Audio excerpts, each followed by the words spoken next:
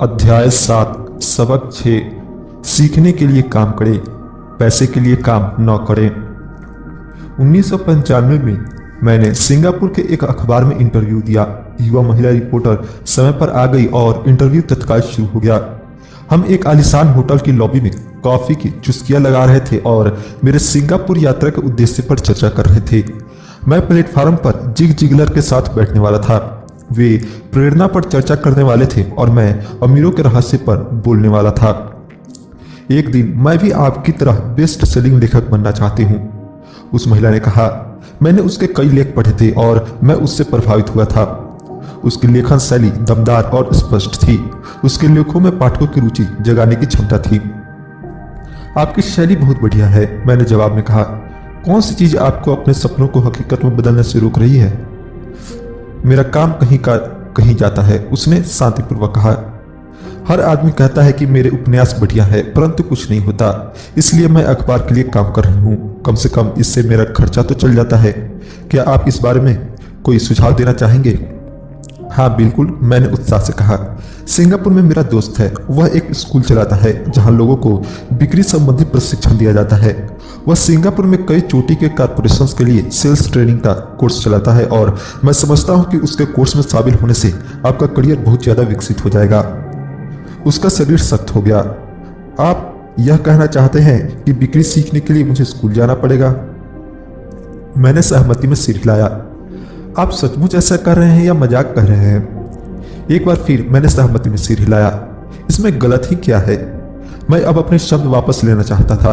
उसे मेरी किसी बात से बुरा लग गया था और अब मैं सोच रहा था कि कितना अच्छा होता अगर मैंने उसे कुछ भी सुझाव नहीं दिया होता। उसकी मदद करने की कोशिश में अब मैं खुद के सुझाव की रक्षा करता नजर आ रहा था। मेरे पास अंग्रेजी साहित्य में मास्टर डिग्री है। मैं सेल्समैन बनना सीखने के लिए स्कूल क्यों जाऊं? मैं एक प्रोफेशनल हूं। मैं एक प्रोफेशनल में प्रशिक्षित होने के लिए स्कूल गई थी ताकि मुझे सेल्समैन न बनना पड़े। मैं सेल्समैनों से नफरत करती हूँ। उन्हें केवल पैसा चाहिए होता है। तो आप मुझे बताएं कि मैं सेल्स का अध्ययन क्यों करूं? अब वह अपनी ब्रीफकेस ताकत से बंद कर रही थी। इंटरव्यू खत्म हो गया था। कॉफी टेबल पर मेरी एक बेस्ट सेलिंग पुस्तक रखी हुई थी। मैंने उसे उठाया और उस महिला द्वारा लिखे गए नोट्स को भी अपने दूसरे हाथ में रखा। क्या आप इसे देख सकती हैं? मैंने उसके नोट्स की तरफ इशारा किया। उसने अपने नोट्स पर नजर डाली। क्या? उसने उलझन में कहा। एक बार फिर मैंने उसके नोट्स की तरफ जानबूझकर इशारा किया। उसके पैड पर उसने लिखा था, रॉबर्ट कियोसाकी बेस्ट सेलिंग लेखक। यहाँ पर बेस्ट सेलिंग लेखक हुआ है। यहाँ पर बेस्ट सेलिंग लेखक लिखा हुआ है, न कि बेस्ट राइटिंग लेखक। उसकी आंखें तत्काल फैल गई। मैं बहुत बुरा लेखक हूँ। आप बहुत बढ़िया लेखिका है। मैं सेल्स स्कूल गया हूँ। आपके पास मास्टर्स डिग्री है। दोनों को इकट्ठा कर लें और आप एक बेस्ट सेलिंग लेखिका और बेस्ट राइटिंग लेखिका बन सकती है। उसकी आंखों में गुस्सा था। मैं कभी इतना नीचे नहीं गिरूंगी कि बिक्री सीखने के लिए प्रशिक्षण लूं। आप जैसे लोगों को तो लिखना ही नहीं चाहिए। मैं एक प्रोफेशनल लेखिका हूं और आप एक सेल्समैन है। यह सही नहीं है। उसने अपने बाकी के नोट्स भी समेट लिए और वह सिंगापुर की उस नम सुबह में तेजी से बाहर चली गई।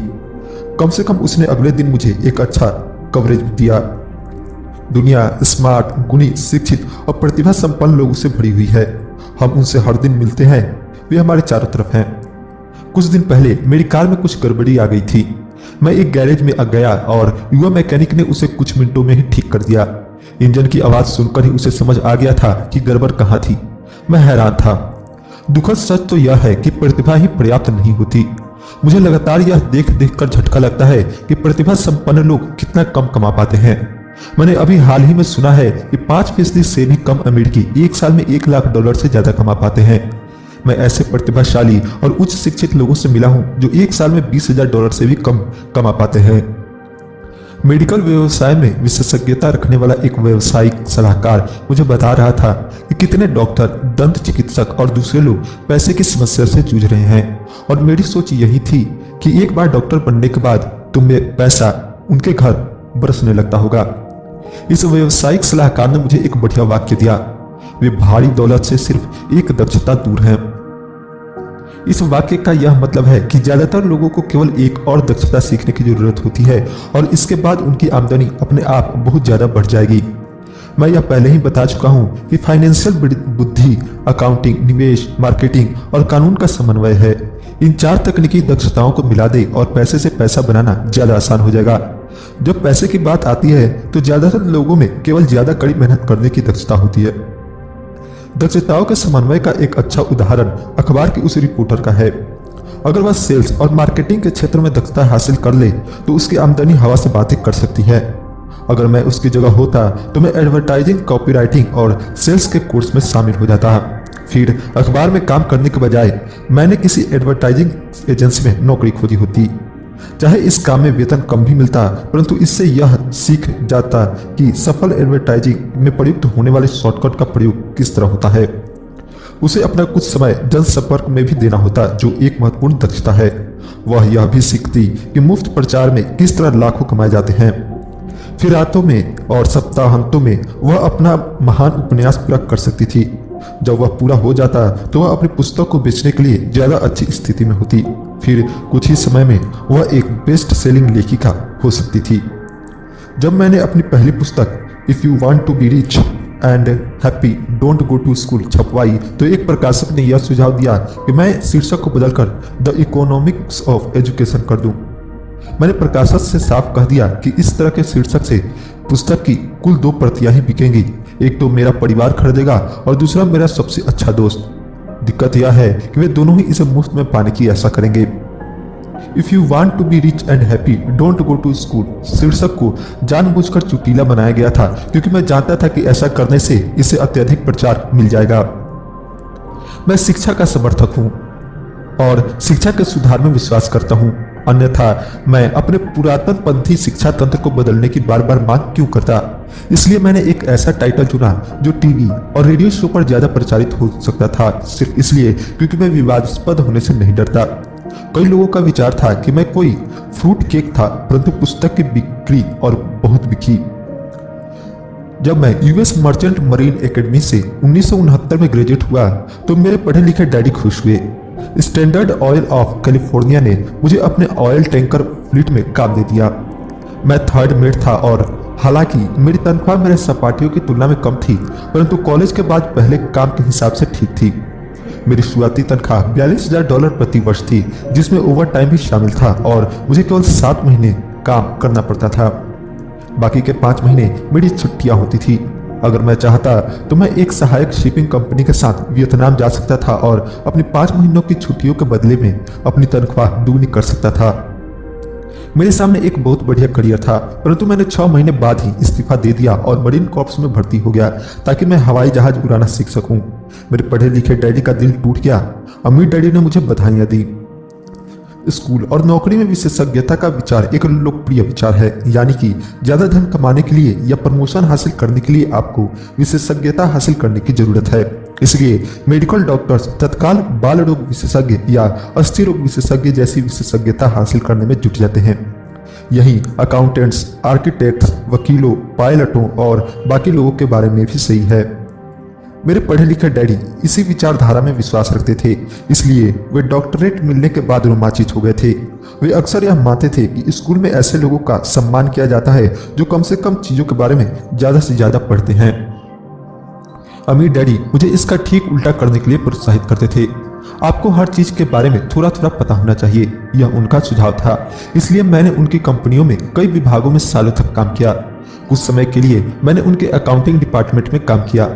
हालांकि मैं कभी अकाउंटेंट नहीं बन सकता था, परंतु वे चाहते थे कि मैं उस विभाग में रहकर उसके बारे में मोटी मोटी बातें सीख लूं। अमीर डैडी जानते थे कि मैं वहां की शब्दावली को पकड़ लूंगा और यह भी समझ लूंगा कि क्या महत्वपूर्ण होता है और क्या नहीं। मैं एक बस बॉय और कंस्ट्रक्शन वर्कर के रूप में भी काम कर चुका हूं और सेल्स, रिजर्वेशन और मार्केटिंग में भी। वे मुझे और माइक की सीढ़ी दर सीढ़ी सिखा रहे थे, इसलिए वे चाहते थे कि हम लोग उनके बैंकर्स, वकीलों, अकाउंटेंट्स और ब्रोकर्स के साथ बैठकों में भाग लें। वे चाहते थे कि हम लोग उनके साम्राज्य के हर पहलू के बारे में थोड़ी बहुत जानकारी रखें। जब मैंने स्टैंडर्ड ऑयल की अच्छी तनख्वाह वाली नौकरी छोड़ी तो मेरे पढ़े लिखे डैडी ने मुझसे दिल खोलकर बातें की। उन्हें कुछ समझ में नहीं आ रहा था। वे मेरे निर्णय के पीछे के कारण को नहीं समझ पा रहे थे, क्योंकि जिस नौकरी से मैंने इस्तीफा दिया था उसमें तनख्वाह अच्छी थी, फायदे बहुत थे, खाली समय भी बहुत मिलता था और प्रमोशन के अच्छे अवसर थे। जब एक शाम को उन्होंने पूछा, तुमने नौकरी क्यों छोड़ दी, तो मैं लाख कोशिश करने के बाद भी उन्हें इसका कारण नहीं समझा सका। मेरे तर्क और उनके तर्क के दायरे में फिट नहीं हो पा रहे थे। समस्या यह थी कि मेरा तर्क मेरे अमीर डैडी का तर्क था। मेरे पढ़े लिखे डैडी के लिए नौकरी की सुरक्षा ही सब कुछ थी, मेरे अमीर डैडी के लिए सीखना ही सब कुछ था। पढ़े लिखे डैडी का विचार था कि मैं शिप का ऑफिसर बनने की शिक्षा ग्रहण करने स्कूल गया था। अमीर डैडी जानते थे कि मैं अंतर्राष्ट्रीय व्यापार के अध्ययन के लिए स्कूल गया था। तो एक विद्यार्थी की तरह मैं सुदूर पूर्व और साउथ पैसिफिक जाने वाले जहाजों पर, बड़े फ्रेटर्स पर, ऑयल टैंकरों और यात्री जहाजों पर काम करता रहा। अमीर डैडी इस बात पर जोर देते थे कि मैं यूरोप की तरफ जाने वाले जहाजों के बजाय प्रशांत महासागर पर अपना ध्यान केंद्रित करूं, क्योंकि भविष्य के देश एशिया में है, यूरोप में नहीं। जो कि मेरे ज्यादातर सहपाठी, जिसमें माइक भी शामिल था, अपने घरों पर पार्टी और मौज मस्ती करते थे। तब मैं Japan, Taiwan, Thailand, Singapore, Hong Kong, Vietnam, Korea, Tahiti, Samoa और फिलीपींस में व्यवसाय, लोगों, बिजनेस की शैलियों और संस्कृतियों का अध्ययन करता था। मैं भी पार्टी कर रहा होता था, परंतु अपने घर पर नहीं। मेरे ज्ञान बहुत तेजी से बढ़ रहा था। पढ़े लिखे डैडी कभी नहीं समझ सके कि मैंने यह नौकरी क्यों छोड़ी और इसके बाद मरीन कॉर्प्स में क्यों शामिल हुआ। मैंने उन्हें बता दिया था कि मैं जहाज उड़ाना सीखना चाहता हूं, परंतु मैं वास्तव में ट्रूप का नेता बनना सीखना चाहता था। अमीर डैडी ने मुझे बता रखा था कि कंपनी चलाने का सबसे कठिन काम था लोगों से काम लेना। उन्होंने 3 साल तक सेना में काम किया था। मेरे पढ़े लिखे डैडी ने कभी ऐसा नहीं किया था। अमीर डैडी ने मुझे बताया कि खतरनाक परिस्थितियों में किस तरह लोगों का नेतृत्व किया जाए। तुम्हें जो अगली चीज सीखनी चाहिए वह है नेतृत्व। उन्होंने कहा, अगर आप एक अच्छे नेता नहीं है तो आप पर पीछे से भी गोली चलाई जा सकती है, जैसा बिजनेस में किया जाता है। 1973 में वियतनाम से लौटने पर मैंने कमीशन से इस्तीफा दे दिया। हालांकि मैं हवाई जहाज उड़ाना पसंद करता था। मैं जेरोक्स कंपनी में काम करने लगा। मैंने इसमें एक वजह से नौकरी की थी और नौकरी के फायदे वह वजह नहीं थी। मैं एक शर्मीला आदमी था और बिक्री का विचार मुझे दुनिया का सबसे डरावना विषय लगता था। जेरोक्स अमेरिका में सेल्स ट्रेनिंग प्रोग्राम्स में बहुत बढ़िया कंपनी मानी जाती थी। अमीर डैडी को मुझ पर गर्व था। मेरे पढ़े लिखे डैडी को मुझ पर शर्म आती थी। एक बुद्धिजीवी होने के नाते वे सोचते थे कि सेल्समैन उनके नीचे के स्तर के होते हैं। मैंने जेरोक्स में 4 साल तक काम किया, जब तक कि मुझे दरवाजे खटखटाने और अस्वीकार कर दिए जाने के डर से मुक्ति नहीं मिल गई। एक बार मैं विक्रय में चोटी के 5 लोगों में लगातार आने लगा तो मैंने एक बार फिर इस्तीफा दे दिया और आगे बढ़ गया। एक बार फिर मैंने एक अच्छी खासी कंपनी के साथ अपना बढ़िया करियर छोड़ दिया था। 1977 में मैंने अपनी पहली कंपनी खोली। अमीर डैडी ने मुझे और माइक को कंपनियां चलाने का प्रशिक्षण दे रखा था, तो अब मुझे उन्हें स्थापित करना ही सीखना था। मेरा पहला उत्पाद था नॉयलॉन और वेलक्रो का वॉलेट, जो फार ईस्ट में बनता था और समुद्री जहाज से न्यूयॉर्क में एक वेयर हाउस तक आता था। मेरी औपचारिक शिक्षा पूरी हो चुकी थी और अब मेरे पंखों की मजबूती की परीक्षा का समय आ गया था। अगर अब मैं असफल होता तो मैं दिवालिया हो गया होता। अमीर डैडी का मानना था कि 30 साल के पहले दिवालिया होना सबसे अच्छा होता है, आपके पास संभलने का मौका होता है। उनकी सलाह थी। मेरे 30वें जन्मदिन की शाम को मेरा पहला शिपमेंट कोरिया से न्यूयॉर्क के लिए रवाना हुआ। आज मैं अंतर्राष्ट्रीय स्तर पर बिजनेस करता हूं और जैसा मेरे अमीर डैडी मुझे प्रोत्साहित करते थे, मैं विकासशील देशों पर ध्यान केंद्रित करता हूं। आज मेरी निवेश कंपनी दक्षिण अमेरिका, एशिया, नॉर्वे और रूस में निवेश करती है। एक कहावत है, जॉब एक संक्षिप्त रूप है जस्ट ओवर ब्रुक का, और दुर्भाग्य से यह करोड़ों लोगों के लिए सही साबित हुआ, क्योंकि स्कूल यह नहीं समझाता कि फाइनेंशियल बुद्धि भी बुद्धि का एक रूप है। इसलिए ज्यादातर कर्मचारी या मजदूर अपने साधनों के भीतर रह रहे हैं। वे मेहनत करते हैं और अपने बिल चुकाते हैं। एक और डरावनी मैनेजमेंट थ्योरी है, काम करने वाले इसलिए कड़ी मेहनत करते हैं ताकि उन्हें नौकरी से न निकाल दिया जाए, और मालिक उन्हें केवल इतना देते हैं ताकि काम करने वाले छोड़कर न चले जाएं। और अगर आप ज्यादातर कंपनियों की तनख्वाहें देखें तो आप पाएंगे कि इस बात में थोड़ी बहुत सच्चाई तो है। इसका कुल परिणाम यह होता है कि ज्यादातर कर्मचारी आगे नहीं बढ़ पाते। वे वही करते हैं जो उन्हें सिखाया जाता है। सुरक्षित नौकरी खोज लो। ज्यादातर काम करने वाले कम समय में पुरस्कारों जैसे वेतन और दूसरे फायदों के लिए काम करते हैं, परंतु दीर्घकालीन दृष्टि से यह उनके लिए घाटे का सौदा साबित होता है। इसके बजाय मैं युवा लोगों को यही सलाह दूंगा कि नौकरी खोजते समय वे इस बात पर कम ध्यान दें कि वे कितना कमा रहे हैं और इस बात पर ज्यादा ध्यान दें कि वे कितना सीख रहे हैं। रास्ते पर आगे की तरफ देखकर यह तय करें कि किसी खास प्रोफेशन को चुनने के पहले और चूहा दौर में फंसने के पहले वे कितनी दक्षताओं में पारंगत होना चाहते हैं। एक बार लोग बिल चुकाने की आजीवन प्रक्रिया में फंस जाते हैं तो वे छोटे हैमस्टर्स की तरह धातु के छोटे पहियों के चारों तरफ घूमते रहते हैं। उनके छोटे पैर तेजी से घूमते हैं, पहिए भी तेजी से घूमते हैं, परंतु आने वाले कल में भी वे उसी पिंजरे में रहेंगे। नौकरी। जेरी मैगवायर फिल्म में टॉम क्रूज का बहुत बढ़िया रोल था और इस फिल्म में कई बहुत जोरदार संवाद थे। शायद सबसे यादगार लाइन थी, मुझे पैसा दिखाओ। परंतु एक और लाइन थी जो मेरे हिसाब से ज्यादा सच्ची थी। यह उस दृश्य में थी जहां टॉम क्रूज फॉर्म छोड़कर चला जा रहा है। उसे नौकरी से निकाल दिया गया है और वह पूरी कंपनी से पूछता है, मेरे साथ कौन कौन आना चाहता है? और सब लोग मौन और स्तब्ध हैं। केवल एक औरत बोलती है, मैं आना तो चाहता हूँ, मैं आना तो चाहती हूँ, परंतु मेरे 3 महीने में प्रमोशन होने वाला है। यह वाक्य शायद पूरी फिल्म का सबसे सच्चा वक्तव्य है। यह उस तरह का वक्तव्य है जो बिल चुकाने के लिए मेहनत करने वाले लोग हमेशा इस्तेमाल करते हैं। मैं जानता हूं कि मेरे पढ़े लिखे डैडी हर साल तनख्वाह बढ़ने की आशा लगाए रखते थे और हर साल उन्हें निराशा होती थी। इसलिए वे फिर से स्कूल जाकर और ज्यादा योग्यताएं हासिल करते थे ताकि उन्हें एक और वेतन वृद्धि मिल सके, परंतु एक बार फिर उन्हें निराशा ही हाथ लगती थी। मैं अक्सर लोगों से यह सवाल पूछता हूं, रोजमर्रा की यह गतिविधि आपको कहां ले जा रही है? छोटे हैमस्टर्स की तरह लोगों को यह देखना चाहिए कि उनकी कड़ी मेहनत का नतीजा क्या निकल रहा है, उनका भविष्य कैसा होगा। Cyril Brickfield, the American Association of Retired People के भूतपूर्व एग्जीक्यूटिव डायरेक्टर का कहना है कि प्राइवेट पेंशन की हालत बहुत खराब है। पहली बात तो यह कि आज काम करने वालों में से 50% को कोई पेंशन नहीं मिलेगी।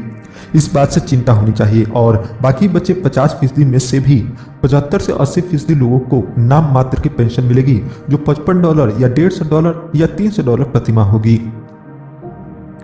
अपनी पुस्तक द रिटायरमेंट मिथ में क्रेग एस कार्पेल लिखते हैं, मैं एक बड़ी राष्ट्रीय पेंशन सलाहकार फर्म के मुख्यालय में गया और मैं मैनेजिंग डायरेक्टर से मिला जिसकी विशेषज्ञता बढ़िया रिटायरमेंट योजनाएं तैयार करने में थी। जब मैंने उससे पूछा कि छोटे ऑफिसों में काम करने वाले लोगों को पेंशन से कितनी आमदनी की उम्मीद करनी चाहिए, तो उसने विश्वास भरी मुस्कुराहट के साथ कहा, सिल्वर बुलेट। सिल्वर बुलेट का क्या मतलब होता है? मैंने पूछा। उसने अपने कंधे उचकाए। अगर बुजुर्गों को लगता है कि बुढ़ापे में उनके पास जिंदा रहने के लिए पर्याप्त धन नहीं है तो वे अपने आप को गोली मार सकते हैं।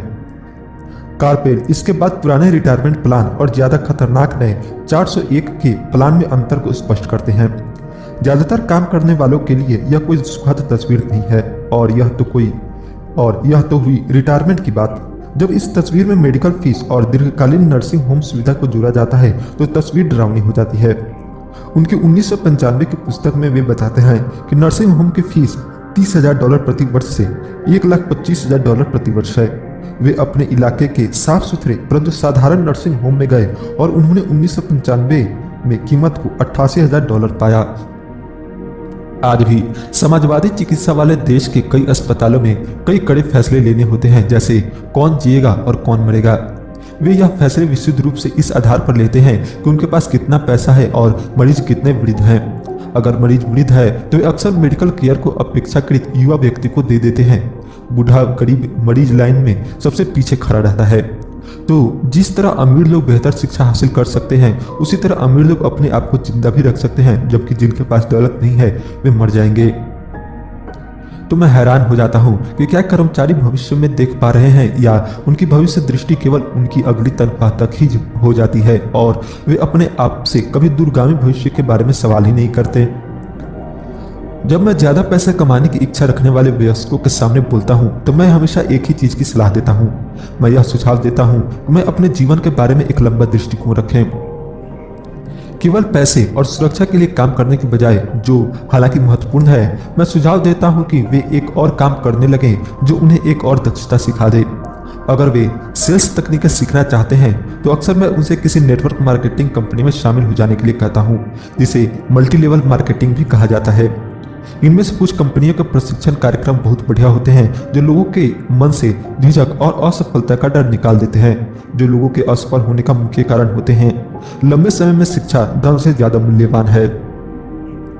जब मैं यह सुझाव देता हूं तो अक्सर लोगों की प्रतिक्रिया होती है, पर इसमें बहुत झंझट है, या मैं केवल वही करना चाहता हूँ जिसमें मेरी रुचि है। इसमें बहुत झंझट है कि जवाब में मैं पूछता हूँ, तो आप जिंदगी भर सिर्फ इसलिए काम करते रहेंगे ताकि आपकी आय में से 50% आप सरकार को दे दे? दूसरे वक्तव्य, मैं केवल वही करना चाहता हूँ जिसमें मेरी रुचि है, कि जवाब में मैं कहता हूँ, मैं जिम जाने में बिल्कुल रुचि नहीं रखता हूँ, परंतु मैं वहां इसलिए जाता हूँ ताकि मैं ज्यादा फिट हो सकूं और ज्यादा समय तक जिंदा रह सकूं। दुर्भाग्य से उस पुरानी कहावत में कुछ सच्चाई है। आप एक बूढ़े कुत्ते को नई चालबाजी नहीं सिखा सकते। जब तक कोई आदमी बदलने के लिए तैयार न हो, बदलना बहुत कठिन होता है। परंतु उन लोगों के लिए जो कुछ नया सीखने के विचार से प्रेरित हो सकते हैं और दुराहे पर खड़ा है, मेरा सुझाव, जिंदगी बहुत हद तक जिम जाने की तरह है। इसमें सबसे दर्द भरा हिस्सा वहां जाने का फैसला लेना है। एक बार आप यह फैसला कर लेते हैं तो बाकी सब आसान हो जाता है। ऐसे कई दिन आए हैं जब मैं जिम जाने के नाम से कांप जाता हूं, परंतु एक बार मैं वहां पहुंच जाता हूं और काम शुरू कर देता हूं तो मुझ में इसमें मजा आने लगता है। जब मैं वहां से निकलता हूं तो मुझे हमेशा खुशी होती है कि मैं वहां गया था। अगर आप कुछ नया सीखने के प्रति अनिच्छुक हो और इसके बजाय आप अपने क्षेत्र में बहुत विशेषज्ञता हासिल करने पर जोर देते हो, तो यह सुनिश्चित कर ले कि जिस कंपनी के लिए आप काम करते हैं वह यूनियन हो। लेबर यूनियन विशेषज्ञों की रक्षा के लिए ही बनाई जाती है। मेरे पढ़े लिखे डैडी जब गवर्नर के कृपा दृष्टि से दूर हो गए तो वे हवाई में टीचर्स यूनियन के अध्यक्ष हो गए। उन्होंने मुझे बताया कि यह उनके द्वारा किया गया सबसे कठिन काम था। मेरे अमीर डैडी ने दूसरी ओर जिंदगी भर यह कोशिश की कि उनकी कंपनियों में यूनियन न बन पाए। वे सफल हुए। हालांकि यूनियन काफी करीब आ गई थी, परंतु अमीर डैडी हमेशा उन्हें दूर रखने में कामयाब हो जाते थे। व्यक्तिगत रूप से मैं किसी का पक्ष नहीं लेता, क्योंकि मुझे दोनों ही बातों में फायदे दिखते हैं और उनकी जरूरत दिखती है। अगर आप स्कूल द्वारा सुझाए रास्ते पर चलते हैं, उच्च विशेषज्ञता हासिल करते हैं, तो फिर आप यूनियन की सुरक्षा में चले जाएं। उदाहरण के लिए, अगर मैं अपने हवाई जहाज उड़ाने के करियर में गया होता तो मैं ऐसी कंपनी पसंद की होती जिसकी पायलट यूनियन बहुत तगड़ी होती। क्यों? क्योंकि मेरी जिंदगी केवल एक दक्षता को सीखने के लिए समर्पित होती जिसका मूल्य केवल एक उद्योग में ही हो सकता था। अगर मुझे उस उद्योग से निकाल दिया गया होता तो मेरे जीवन की दक्षताएं किसी दूसरे उद्योग में उतनी बहुमूल्य नहीं होती।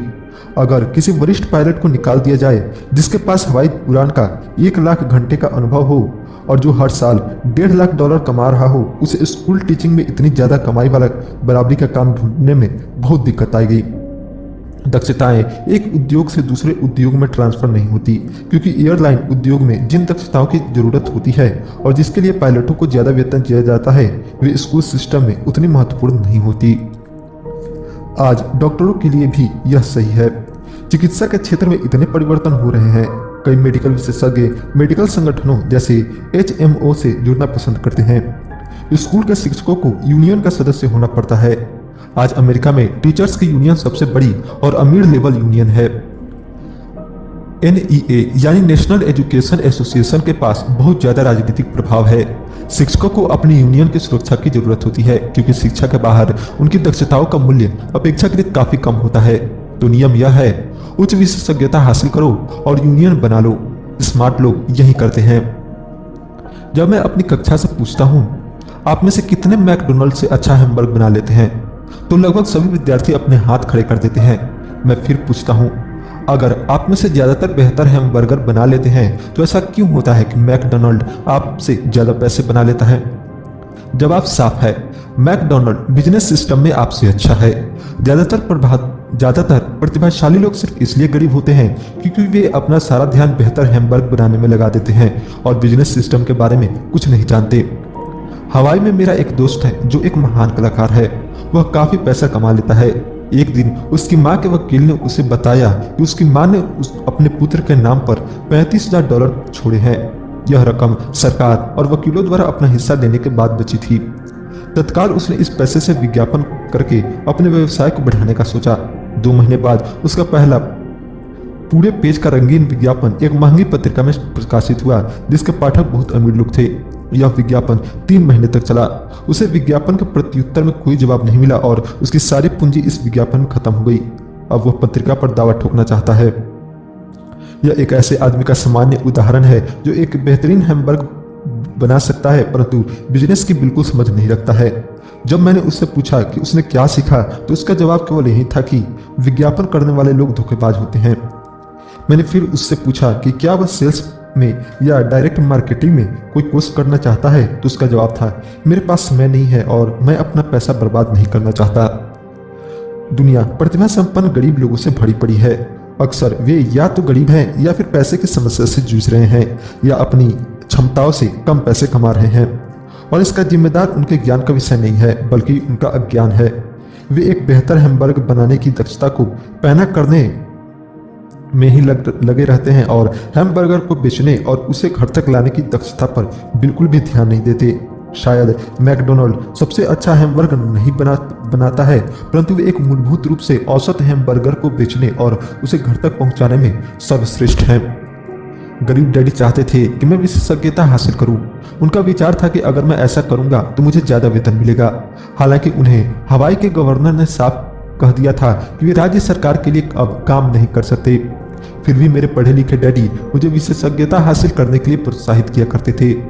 पढ़े लिखे डैडी ने टीचर्स यूनियन का काम संभाल लिया था और वे उच्च शिक्षित और निपुण प्रोफेशनलों के लिए और ज्यादा सुरक्षा और फायदों के लिए अभियान छेड़ रहे थे। हम में इस बात पर काफी बहस हुई, परंतु मैं जानता हूं कि वे इस बात पर कभी सहमत नहीं हुए कि ज्यादा विशेषज्ञता के कारण ही यूनियन के संरक्षण की जरूरत होती है। वे यह कभी नहीं समझ पाए कि आप जितनी ज्यादा विशेषज्ञता हासिल कर लेते हैं उतनी ही ज्यादा आप जाल में फंस जाते हैं और आप अपनी विशेषज्ञता पर निर्भर हो जाते हैं। अमीर डैडी की सलाह यह थी कि माइक और मैं खुद विकास करें। कई कॉर्पोरेशंस यही करते हैं। वे बिजनेस स्कूल के किसी युवा प्रतिभाशाली विद्यार्थी को चुन लेते हैं और फिर उस आदमी को इस तरह विकसित करते हैं ताकि एक दिन वह कंपनी की जिम्मेदारी संभाल सके। और ये प्रतिभाशाली युवा कर्मचारी किसी एक डिपार्टमेंट में विशेषज्ञ नहीं होते। वे बिजनेस सिस्टम के सभी पहलुओं की जानकारी के लिए इस डिपार्टमेंट से उस डिपार्टमेंट का काम करना सीखते हैं। अमीर लोग अक्सर अपने बच्चों या दूसरों के बच्चों को इसी तरह विकसित करते हैं। ऐसा करने से उनके बच्चों को बिजनेस की पूरी प्रक्रिया अच्छी तरह समझ में आ जाती है और वे यह भी समझ जाते हैं कि किस तरह विभिन्न डिपार्टमेंट्स में तालमेल होता है। दूसरे विश्व युद्ध की पीढ़ी में एक कंपनी से दूसरी कंपनी में जाना बुरा समझा जाता था। आज इसे स्मार्ट समझा जाता है। क्योंकि लोग ज्यादा विशेषज्ञता हासिल करने के बजाय इस कंपनी को बदलकर दूसरी कंपनी में जाना पसंद करेंगे, तो क्यों ना कमाने के बजाय सीखने पर ध्यान केंद्रित किया जाए। कम समय में हो सकता है कि आपकी आमदनी कम हो, परंतु लंबे समय में इससे आपको बहुत ज्यादा फायदा होगा। सफलता के लिए जिन मुख्य मैनेजमेंट दक्षताओं की जरूरत होती है वे हैं, पहला कैश फ्लो मैनेजमेंट, दूसरा सिस्टम का मैनेजमेंट और तीसरा लोगों का मैनेजमेंट। सबसे महत्वपूर्ण विशेषज्ञ दक्षताएं सेल्स और मार्केटिंग की समझ है। बिक्री की योग्यता ही व्यक्तिगत सफलता की आधार कुशलता है। इसलिए आपको दूसरे आदमी के साथ संप्रेषण में कुशल होना चाहिए, चाहे वह कोई ग्राहक हो, कर्मचारी हो, बॉस हो, पत्नी हो या बच्चे हो। कम्युनिकेशन स्किल्स जैसे लिखना, बोलना और सौदेबाजी करना सफल जीवन के लिए बहुत जरूरी है। यह एक ऐसी कला है जिस पर मैं लगातार मेहनत करता हूँ और अपने ज्ञान को बढ़ाने के लिए कार्यक्रमों में भाग लेता हूँ या शैक्षणिक टेप खरीदता हूँ। जैसा कि मैंने बताया, मेरे पढ़े लिखे डैडी ने जितनी ज्यादा मेहनत की वे उतने ही ज्यादा काबिल बने। उन्होंने जितनी ज्यादा विशेषज्ञता हासिल की वे उतने ही ज्यादा फंसते चले गए। हालांकि उनकी तनख्वाह बढ़ी, परंतु उनके विकल्प कम होते गए। जब उन्हें सरकारी नौकरी से हटा दिया गया तभी उन्हें पता चला कि वे व्यवसाय की दृष्टि से कितने जोखिम में थे। यह तो उसी तरह का मामला हो गया जैसे प्रोफेशनल एथलीट को अचानक चोट लग जाए या वह खेलने के लिए ज्यादा बुढ़ा हो जाए। उनकी ऊंची तनख्वाह वाली स्थिति चली जाती है और वे अपनी सीमित दक्षताओं के सहारे जीवन यापन करते हैं। मैं सोचता हूं कि इसलिए मेरे पढ़े लिखे डैडी बाद में यूनियनों के इतने समर्थक बन गए थे। उन्होंने यह महसूस कर लिया था कि यूनियन ने उन्हें कितना ज्यादा फायदा दिलाया होता। अमीर डैडी माइक और मुझे सभी चीजों के बारे में थोड़ी थोड़ी जानकारी रखने के लिए प्रोत्साहित करते थे। वे हमें ऐसे लोगों के साथ काम करने के लिए प्रोत्साहित करते थे जो हमसे ज्यादा स्मार्ट थे और वे हमसे यह भी चाहते थे कि हम स्मार्ट लोगों से एक टीम के रूप में काम करवाएं। आज इसे व्यावसायिक विशेषज्ञताओं का समन्वय कहा जाता है। आज मैं भूतपूर्व स्कूल टीचर से मिलता हूं जो हर साल लाखों डॉलर कमा रहे हैं।